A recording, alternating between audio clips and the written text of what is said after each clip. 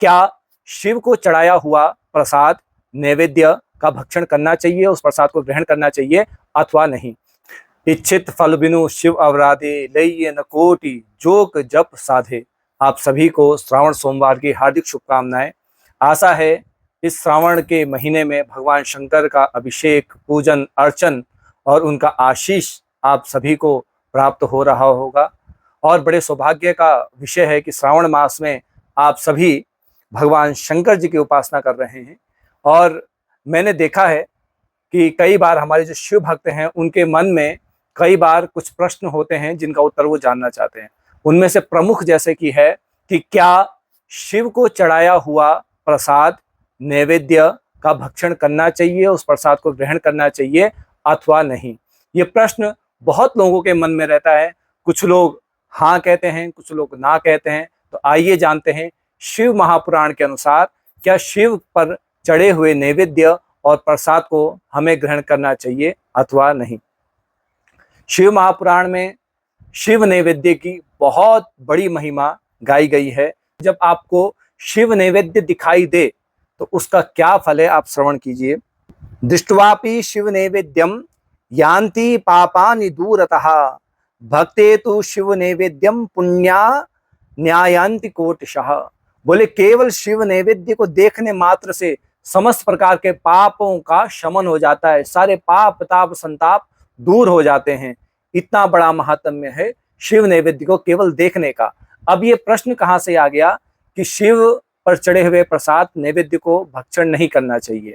तो यहाँ पर ये जो प्रश्न उठा है, वास्तव में जो शिव को अर्पित जो नैवेद्य है उसका भक्षण नहीं करना चाहिए, क्योंकि उस पर चंड का अधिकार होता है। यानी भगवान शिव के एक गण हैं चंड, जो भूत प्रेतों के अधिपति भी इनको कहा जाता है। तो ये जो है इनका भाग होता है शिव के नैवेद्य में।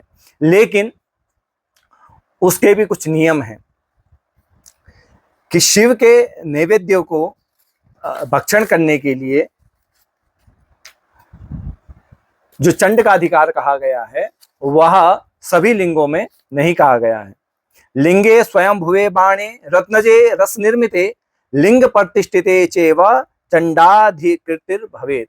यानी कि जो सिद्ध लिंग हैं, जैसे द्वादश ज्योतिर्लिंग हो गए, सिद्ध महात्माओं के द्वारा जिन लिंगों को स्थापित किया गया है वो लिंग हो गए, लोह निर्मित लिंग हो गए, और बाण लिंग जिसे नर्मदेश्वर के रूप में जाना जाता है, उन लिंगों पर चढ़े हुए नैवेद्य पर चंड का कोई अधिकार नहीं होता है। इन लिंगों पर चढ़े हुए प्रसाद को आप श्रद्धापूर्वक ग्रहण कर सकते हैं। दूसरा, जो शिवलिंग है यानी जो शिवलिंग है उसके ऊपर जो प्रसाद चढ़ा दिया जाता है उसको भक्षण करने पर प्रायश्चित करना चाहिए, ऐसा भी लिखा गया है। लेकिन जो शिवलिंग के ऊपर चढ़ा हो उसको यदि शालिग्राम से स्पर्श करा दिया जाए तो भी आप उसको भक्षण कर सकते हैं। शिवलिंग पर चढ़े हुए प्रसाद की बहुत बड़ी महिमा गाई है। और यदि आपके पास शिव प्रसाद, शिवलिंग पर चढ़ा हुआ प्रसाद लेकर के, शिवलिंग के ऊपर नहीं, शिवलिंग के समीप रखा हुआ जो नैवेद्य है उसको लेकर के यदि कोई आपके पास आता है और आप अज्ञानतावश उसको ग्रहण नहीं करते तो उसका भी बड़ा दोष बताया गया है। शिव महापुराण का ये श्लोक है, न यस्य शिव नैवेद्ये ग्रहणक्षया प्रजायते, सा पापिष्टो गरिष्ठो शान नरकम यात्यापि ध्रुवम। यानी कि जो शिवलिंग पर चढ़े हुए प्रसाद को, शिव नैवेद्य के प्रसाद को अपने पास आता हुआ देख करके उसको ना तो ग्रहण करता है और ना ही प्रणाम करता है, ऐसे व्यक्ति के लिए नरक ध्रुवम यानी जो नरक है उसके द्वार खुले हुए हैं। तो आपको मैंने बता दिया है कि जो स्वयंभू जो शिवलिंग है, द्वादश ज्योतिर्लिंग है, किसी महात्मा सत्पुरुष के द्वारा स्थापित जो लिंग है, बाण लिंग हो गया, इन पर चढ़े हुए नैवेद्य को आप प्रसन्नता पूर्वक ग्रहण कीजिए। केवल पार्थिव पूजन यानी जो मिट्टी से बनाए हुए जो पूजन है, जिनका बहुत अधिक महात्म्य बताया गया है कलयुग में, जो मिट्टी के द्वारा यानी पार्थिव जो लिंग है उन पर चढ़े हुए प्रसाद को ग्रहण नहीं करना चाहिए, वहां पर चंड का अधिकार होता है। और लिंग के जब पार्थिव पूजन की बात आ रही है तो आजकल मैं देखता हूं कि पार्थिव लिंग का जब निर्माण किया जाता है तो साथ ही साथ उसमें कई प्रकार की कलाएं दिखाई जाती है। जो कि मैं समझता हूं कि वो उचित नहीं है। जो पार्थिव लिंग की जो विधि है उसके अनुसार ही लिंग का पूजन करना चाहिए।